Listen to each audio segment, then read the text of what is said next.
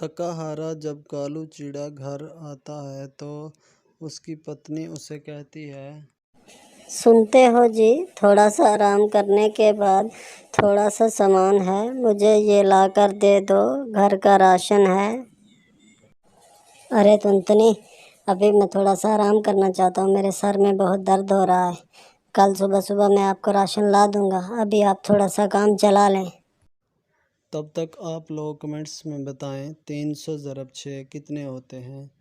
जवाब कमेंट्स में लाजमी देना है आप लोगों ने।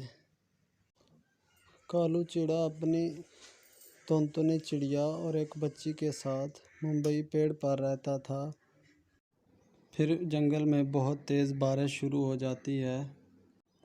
टुनटुनी बहुत ही समझदार चिड़िया थी। वो जैसे कैसे करके घर का गुजारा करती थी।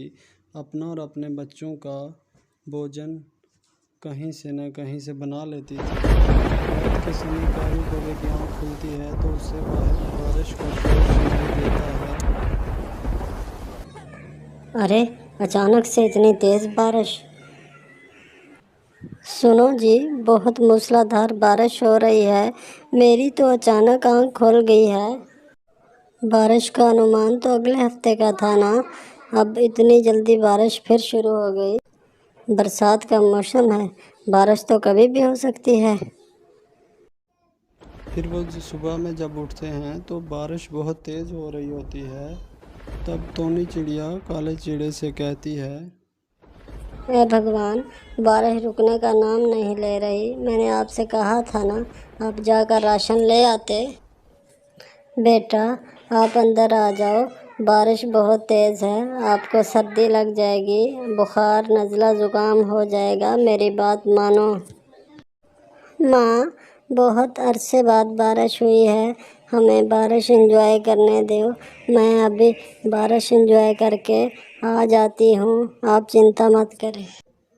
उधर कालू चिड़ा बाज़ार में जाता है तो बारिश की वजह से सारा बाज़ार सारी दुकानें बंद होती हैं। वो बहुत दुकानों को देखता है लेकिन सारी दुकानें बंद पड़ी होती हैं। तो फिर वो वापस आ जाता है। आप अपनी पत्नी से कहता है, काश मैं कल ही सामान ले आता। तुंतनी, थोड़ा सा देखभाल कर खर्च कर लो, आज फिर राशन नहीं मिला बहुत तेज़ बारिश की वजह। सुने जी, कितना कर लूँगी, घर में राशन बहुत कम पड़ा है, आज का ही होगा। मैंने इसलिए आपको कल कहा था कि इतनी जल्दी बारिश नहीं रुकेगी। अब बाहर अनाउंसमेंट हो रही थी, हफ्ते भर के बाद बारिश रुकनी है। जंगल के राजा जी ने कहा कोई पक्षी अपने घर से बाहर ना निकले।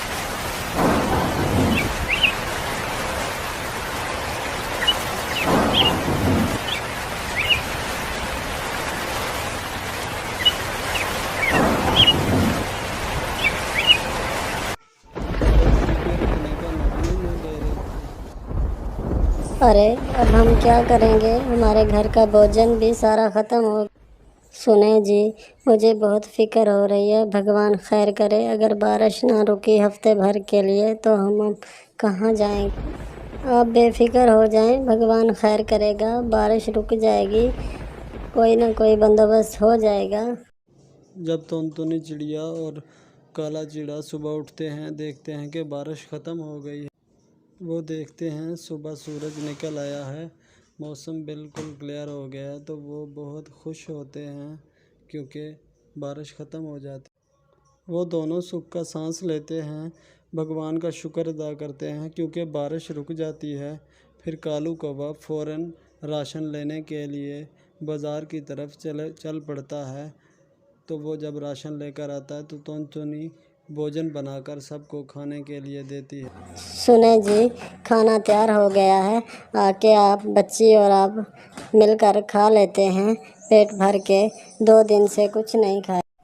भगवान, तेरा लाख लाख शुक्र है, तूने बारिश रोक दी और अब जाकर भोजन ले आए और पेट भर कर खाना खा लिया हमने। जी टुनटुनी, अब मैं बिल्कुल टाइम पे जाके भोजन लेकर आया करूँगा। अब मैं कभी ऐसा नहीं करूँगा, आप परेशान ना हो। जी, आप तो कह रहे थे, राजा जी ने कहा हफ्ते भर बारिश होनी है, लेकिन 2 दिन के बाद रुक गई है। भगवान का लाख लाख शुक्र है। सुंदरवन जंगल में टुनटुनी चिड़िया अपनी सौतेली माँ सुंदरी कवि के साथ रहती थी। सुंदरी कवि टुनटुनी चिड़िया पर बहुत ही अत्याचार करती थी। सुबह होते ही वो टुनटुनी चिड़िया पर चिल्लाने लगती है।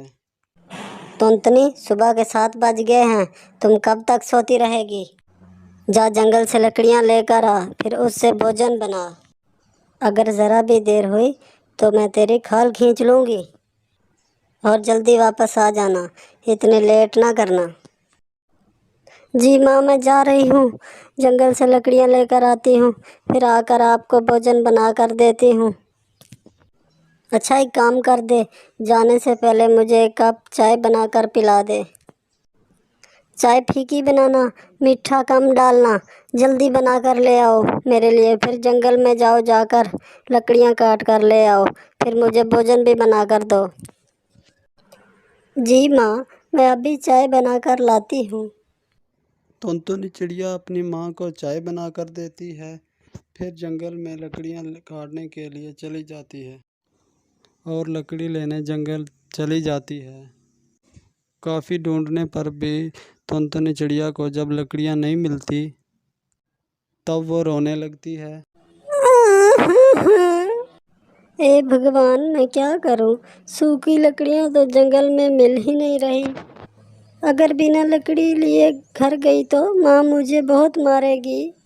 अब मैं क्या करूं? मुझे कुछ समझ नहीं आ रहा। ऐसा करती हूँ, थोड़ा और आगे जाती हूँ, शायद मुझे लकड़ियाँ मिल जाएं। टुनटुनी चिड़िया आगे सूखी लकड़ियों की तलाश में जंगल में चली जाती है। टुनटुनी चिड़िया जब काफ़ी देर तक घर नहीं आती तब तक आप लोग कमेंट्स में बताएं 500 ज़रब 5 कितने होते हैं। जवाब कमेंट्स में लाजमी देना है। सुंदरी कवि सोचती है। जी, टुनटुनी अभी तक नहीं आई। ऐसा लगता है किसी जानवर ने उसे अपना शिकार बना लिया। अच्छा हुआ मेरे सर का बोझ उतर गया। कमबख्त ने मेरा जीना हराम कर दिया था। जब उसका बाप आएगा मैं कोई बहाना बना। टुन्नू चिड़ा जब शाम को काम से घर वापस आता है तो अपनी पत्नी से पूछता है।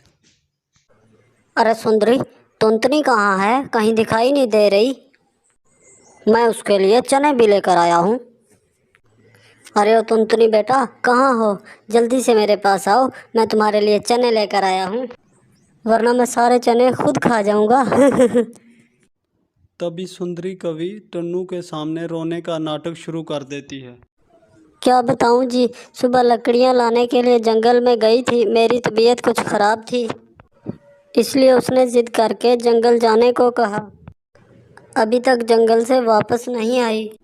शायद किसी जानवर ने उसे अपना शिकार बना लिया हो। भगवान उसकी आत्मा को शांति दे।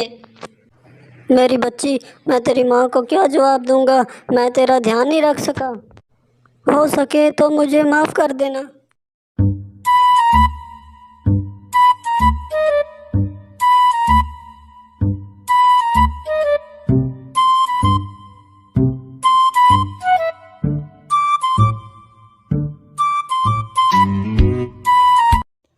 उधर टुनटुनी चिड़िया लकड़ियाँ ढूंढते ढूंढते जंगल में काफ़ी आगे निकल जाती है।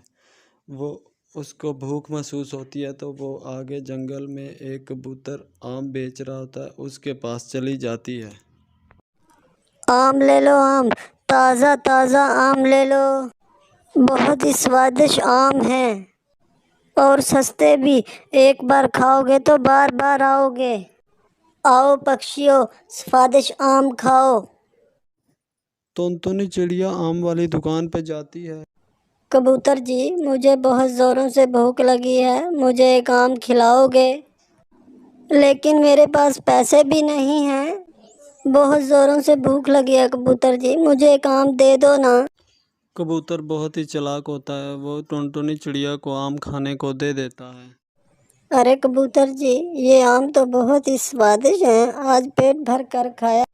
मेरी सौतेली माँ मुझे दिन भर भूखा रखती है, मुझे शाम को भोजन देती है और मुझे मारती भी बहुत है। कबूतर जी, क्या मैं आपके पास रह सकती हूँ? मैं घर नहीं जाना चाहती। मैं आपके साथ आपके आम बेचा करूँगी। मेरी सुतीली माँ मुझे बहुत सताती है। मैं घर नहीं जाना चाहती। प्लीज़ आप मुझे अपने साथ रख लो।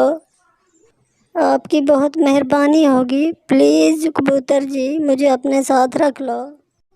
ठीक है बेटा, अब मेरे साथ रह ले। मैं तुझे अपनी बेटी बना कर रखूँगा। वैसे भी मेरी कोई औलाद नहीं है, मैं अकेला रहता हूँ। तू साथ रहेगी तो मेरा तेरापन भी दूर हो जाए और मेरी काम में भी मदद। एक दिन टुनटुनी चिड़िया आम बेच रही होती है तो वहाँ सुंदरी कवि आ जाती है। टुनटुनी बेटा, मुझे माफ़ कर दो। मैंने तेरे साथ बहुत गलत किया। तेरे जाने के बाद तेरे पापा भी तेरी याद में चल बसे। मैं अब बहुत अकेली हो गई हूँ। टुनटुनी बेटा, मुझे माफ़ कर दे। मुझे माफ़ कर दे टुनटुनी बेटा। नहीं माँ, मैं आपके साथ नहीं जाऊँगी। मैं अपने कबूतर अंकल के साथ रहूँगी। उन्होंने मेरा बहुत साथ दिया। मैं अब उनको छोड़कर नहीं जा सकती। उन्होंने मुझे मुश्किल वक्त में सहारा दिया। मैं आपके साथ